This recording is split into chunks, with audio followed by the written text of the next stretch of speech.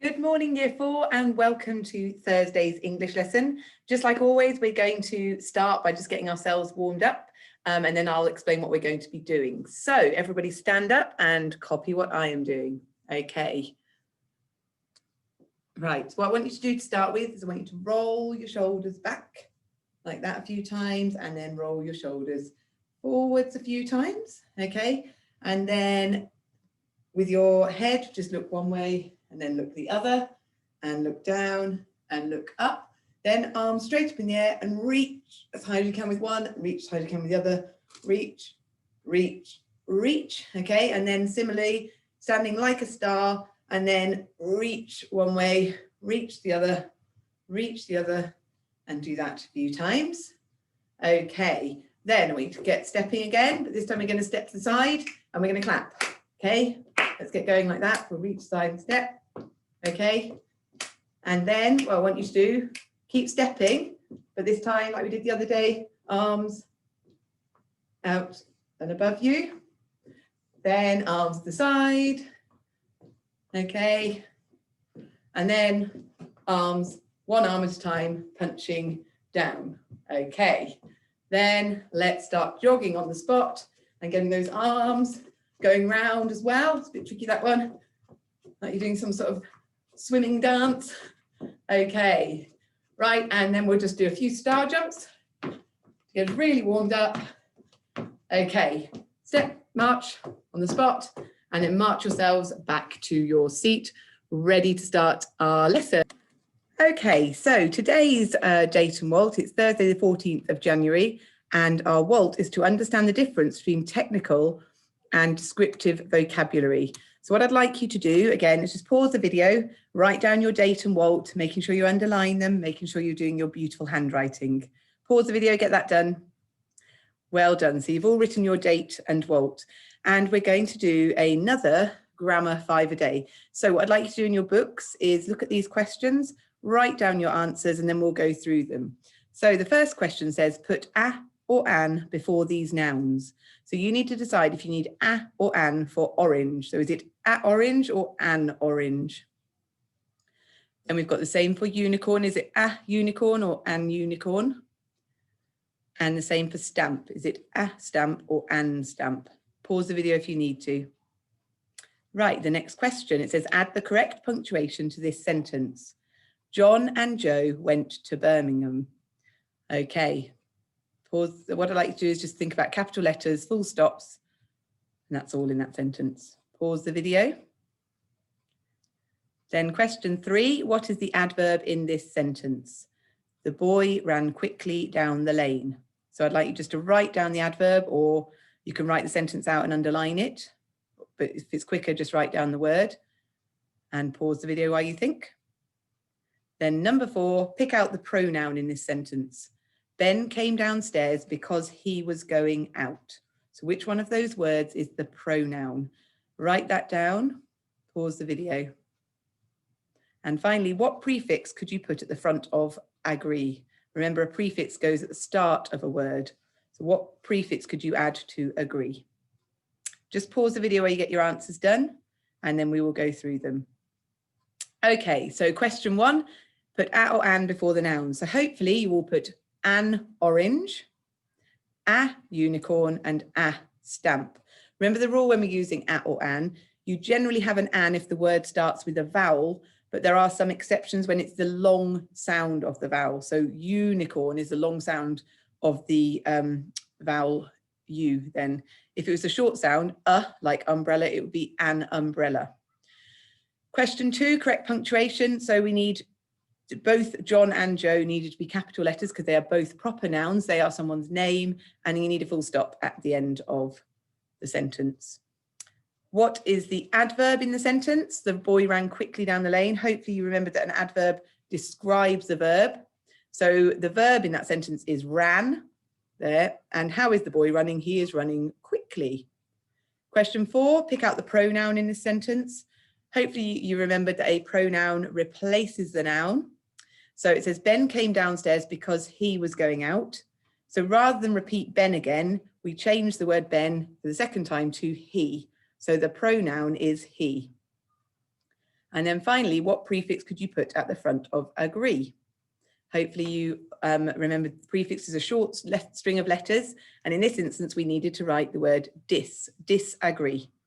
So check how many you got correct. And just like the other day, we are going to do 30 seconds of exercise. So if you got 1 correct, you are going to jog on the spot for 30 seconds. If you got 2 correct, you're going to do press ups for 30 seconds. If you got 3 correct, you're going to do sit ups. 4, a lunge jump. And 5, you can choose from that example. So I'm going to start you off. So if you want to doing 30 seconds, if you've got 5, you can do a choice of activity. So off you go. You've got 30 seconds, keep moving. So if you're jogging on the spot, or you're getting down doing your press ups, or you're doing your sit ups, or your lunge jumps where you're changing the weight from each foot, okay? Or you are choosing, just don't stop moving, whatever you do. Okay, you're coming up for, that's halfway now. You've got 15 seconds left. 10 seconds, coming up for 10 seconds left. Right, well done everybody, keep going, a few more seconds, doing really, really well. And 3, 2, 1, well done everybody, and sit down. Okay, so we today are, oh, sorry, before you do that, what I want you to do is find in your, on the home learning folder, there is an anagram. And it's an anagram of your spellings. And if you can find it, you might need to pause the video to get it if it hasn't been printed off for you already. I'll just show you what it looks like. It will look something like this. There's a different one depending on what spelling group you're in. They're all labelled spelling group 1, group 2 and group 3.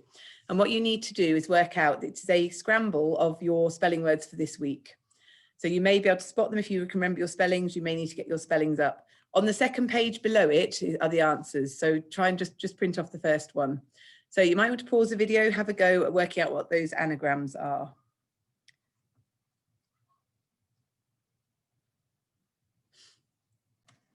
Okay, so hopefully you've done your anagrams and you've managed to work out the mixed up words.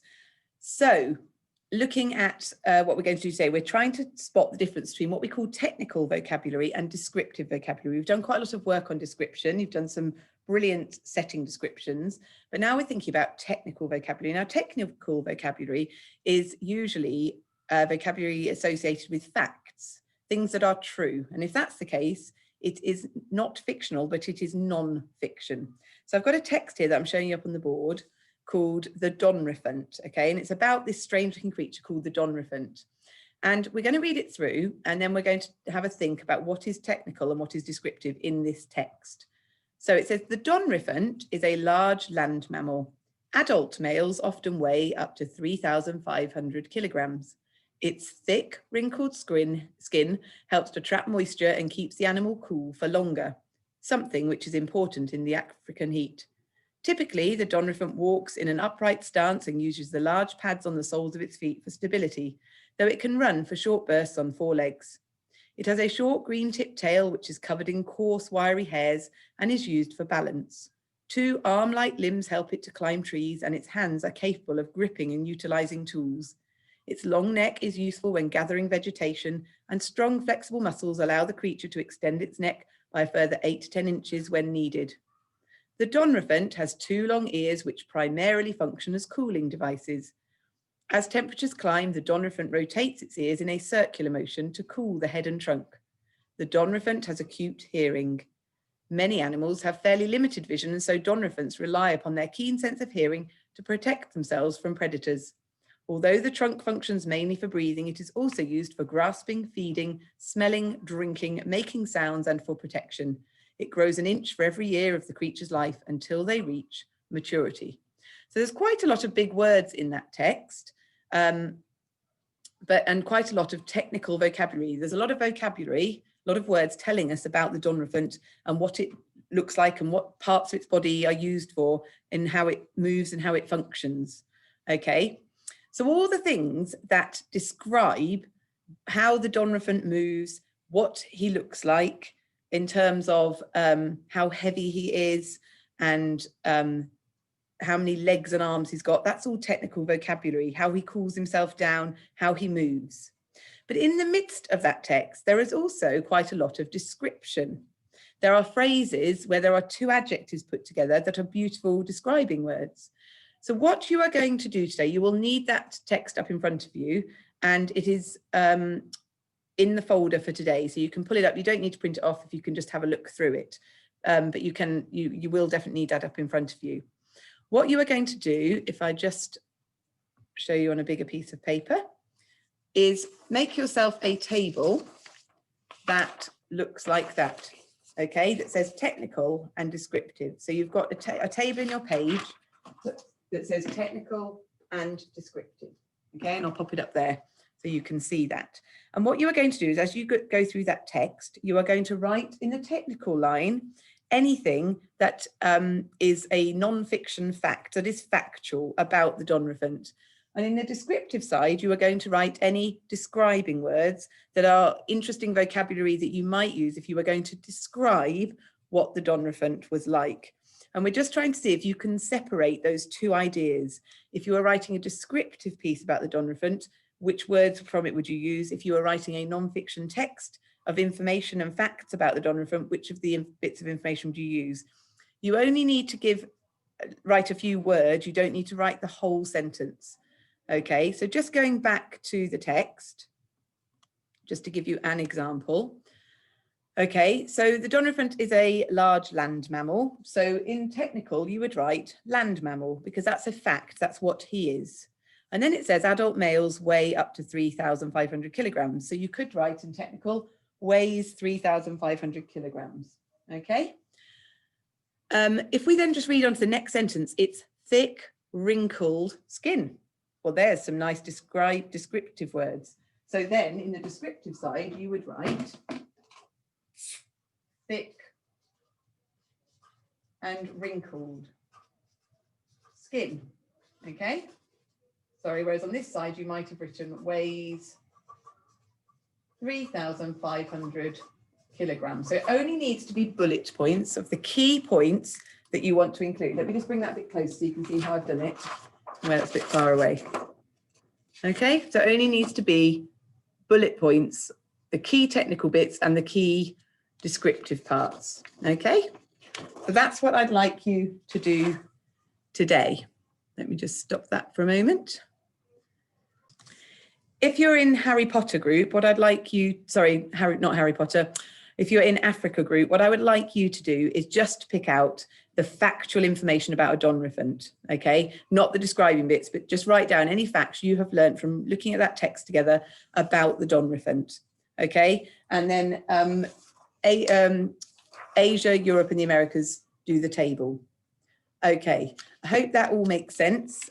Just before I finish, I did forget to say at the start, have we spotted Monty? He's in quite a good hiding place today. I don't think he's quite as obvious as he has been over the last few days. I wonder if anyone can spot him. He is somewhere over here, and it's a bit easier for me maybe because I'm a bit closer, but actually if you look, I can see on the screen, I can see him. Did anybody spot that Monty is in these headphones here? He's got himself nicely hidden away, tucked away there. There he is. And we've got one more day tomorrow to find Monty. Okay, well done everybody, and I will see you soon.